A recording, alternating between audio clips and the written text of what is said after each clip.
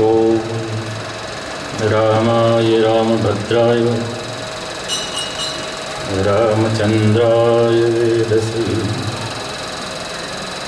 रघुनाथाय नाथाय सीताया पतये नमः। लोकाभिरामं श्रीरामं भूयो भूयो नमाम्यहम्, भूयो भूयो नमाम्यहम्।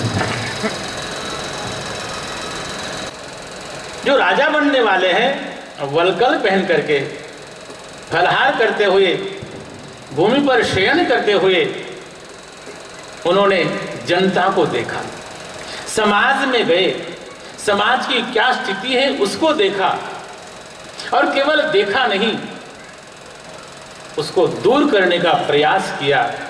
उस समय जो राक्षसी प्रवृत्ति थी उस राक्षसी प्रवृत्ति को उन्होंने दमन किया, और जो सामान्य भोली भाली प्रजा होती थी उनका उन्होंने रक्षण किया।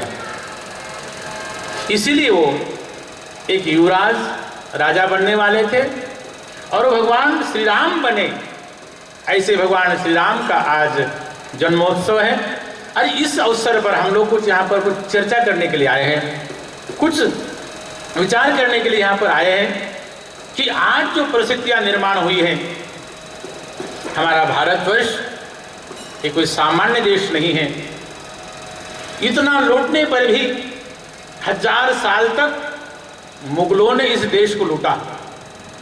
आज बड़े बड़े यहाँ के जो सिंहासन हैं, बड़े बड़े हीरे हैं, जवाहरात हैं, आज अपने दूसरे देशों में जाके पड़े हुए। 1000 साल तक इस देश को मुगलों ने जो लूटा, 150 वर्ष तक इस देश को अंग्रेजों ने लूटा, फिर भी यहाँ से कुछ कम नहीं हुआ।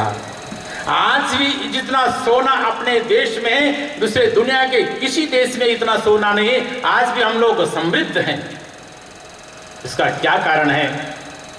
इसका कारण ये है कि भगवान की धरती है, ये महापुरुषों की धरती है।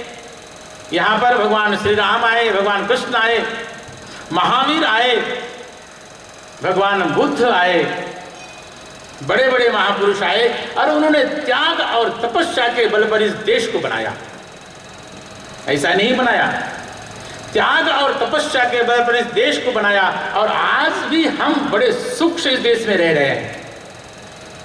प्रायः दुनिया घूमने का मुझे अवसर मिलता है, परंतु आज भी इस देश का नागरिक जितना सुखी है, जितना संयमित है, जितना शांत है, दुनिया के चाहे कितने बड़े बड़े समृद्ध राष्ट्र हैं वो भी इतने सुखी नहीं हो सकते। इसका कारण ये है, इस धरती पर महापुरुषों का आशीर्वाद प्राप्त हुआ है, तपस्या प्राप्त हुई है, और साक्षात भगवान यहाँ पर आते हैं, इसलिए आज भी हम महान बने हुए हैं।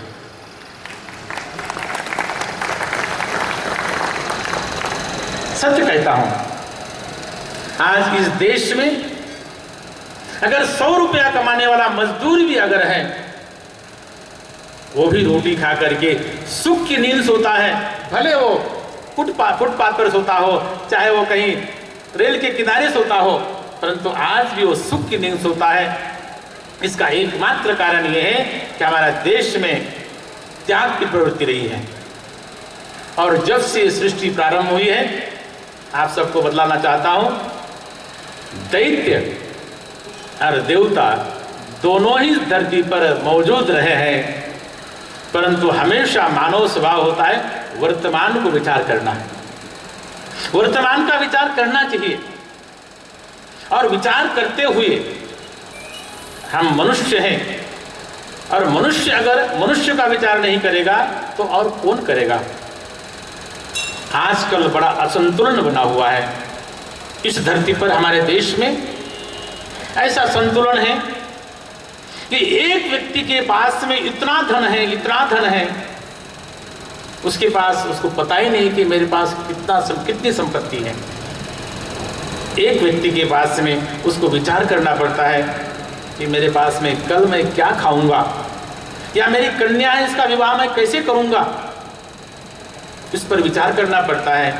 बहुत असंतुलन है। और इस असंतुलन का कारण क्या है? इस असंतुलन का कारण है जो दैत्य प्रवृत्ति है इस देश में इस समय बहुत बड़ी हुई है। उसका बड़ा ही उत्कर्ष हुआ है दैत्य प्रवृत्ति का।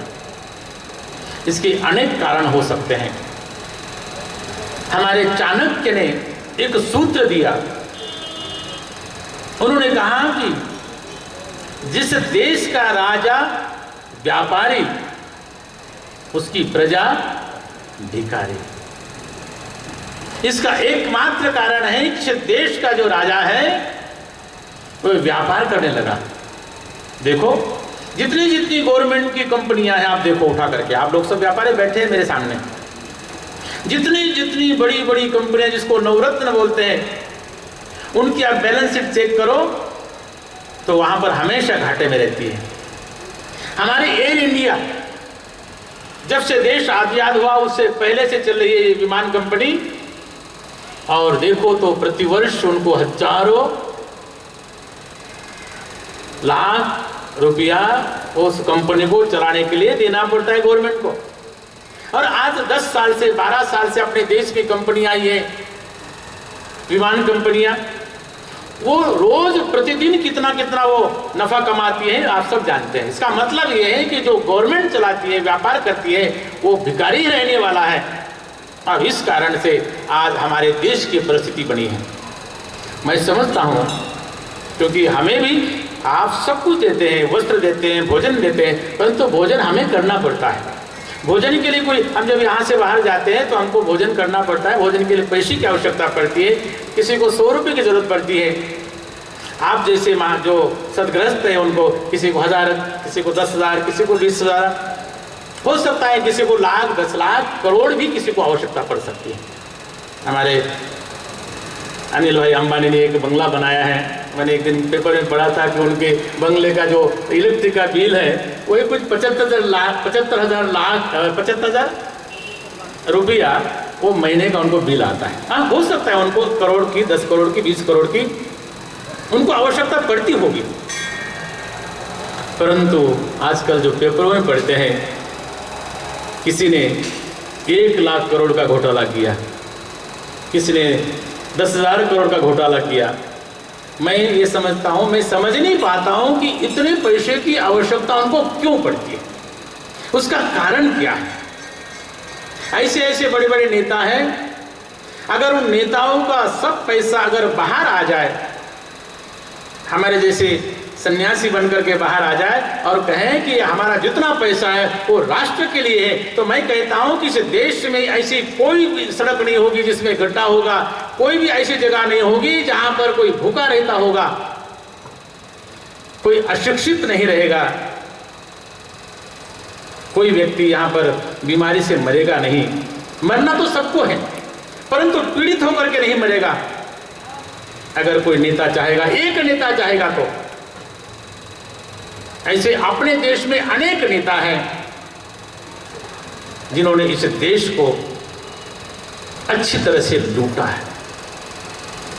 और लूटने वाले और लुटाने वाले हम कोई बाहर के नहीं हैं। हम पहले ऐसे ब्लेम करते थे, कहते थे कि इस देश में बाहर से लोग आए, उन्होंने देश को लूटा, उन पर हम आक्षेप कर सकते हैं। परंतु लूटने वाले भी हमारे हैं, लुटवाने वाले भी हमारे हैं। बहुत बड़ी समस्या पैदा हुई है कि अब किया क्या जाए। और जब ऐसी परिस्थिति निर्माण होती है तो कोई ना कोई परमात्मा किसी ना किसी के भीतर प्रवेश करता है। अरे भगवान हमारे, हम तो कहते हैं कि भगवान आते हैं, यदा यदा धर्मस्य ग्लानिर्भवति भारत। भगवान कभी कभी स्वयं आते हैं जब बड़ी उनको कोई लड़ाई लड़नी होती है, बड़ा संघर्ष करना पड़ता है, और छोटे मोटे काम के लिए भगवान हमारे में ही कोई ऐसा व्यक्तित्व तो पैदा करता है। और मैं निस्संदेह कह सकता हूं, हमारा प्रत्येक भारतीय, उसके मन में इस भारत के उत्कर्ष की कामना है। ऐसा कौन सा भारतीय है जो इसका उत्कर्ष चाहता है, इसका पतन चाहता है? हमारा प्रत्येक भारतीय चाहता है हमारा देश ऊंचा हो। कभी कभी मुझे आश्चर्य होता है देश को एकत्रित करने के लिए इस बार देश जागा, परंतु जागने के दो कारण हुए। पहले ऐसा देश जागा नहीं था, या तो जब आजादी मिली होगी तब जागा होगा, तो हम लोग छोटे छोटे थे। लेकिन 2011 में मैंने देखा कि ये मार्च और अप्रैल में ही ये देश जागा। एक जागा जब क्रिकेट का वर्ल्ड कप हुआ, जागते रहे और हम लोग आनंद मनाते रहे, और भगवत कृपा से हम लोग वर्ल्ड कप जीते। पहला तो हम लोग सेमीफाइनल जीते पाकिस्तान के सामने, उस दिन तो यहाँ पर दिवाली थी। फिर हम लोग यहाँ पर वर्ल्ड कप जीते, उसमें भी हम लोग जाग गए, आनंद हुआ। मुझे ये लगा कि कम से कम इन 11 व्यक्तियों ने हमारे भारतवर्ष को एक खुशी दी। आनंद मिलना भी बहुत कठिन बात है। आप टीवी के सामने बैठते हैं या नाटक देखने जाते हैं, सिनेमा देखने जाते हैं, तो आप आनंद करने के लिए जाते हैं। वहाँ किस लिए जाते हैं? आप प्रसन्न हो जाओ। मैं उनको धन्यवाद देता हूँ कि कम से कम आपने हमारे इस देश के करोड़ों लोगों को आपने खुशी दी, उनको बहुत बहुत धन्यवाद। मैं क्रिकेट का प्रेमी हूँ इसलिए नहीं कह रहा हूँ, लेकिन उनको धन्यवाद क्योंकि उन्होंने एक साथ हमारे भारतीयों को खुश किया, प्रसन्न किया। और दूसरी घटना, देखिए घटनाक्रम बना। एक सामान्य व्यक्ति, सामान्य किसान का बेटा, परंतु जो हमारी भावना थी किसी ना किसी को आगे बढ़ना पड़ेगा, किसी ना किसी को आगे चलना पड़ेगा। हम लोग नेतृत्व चाहते हैं। मुझे बड़ा कभी कभी कष्ट होता है, हमारे देश में सब कुछ मिलता है परंतु एक साफ सुथरा नेतृत्व नहीं मिल पाता है। और उस व्यक्ति ने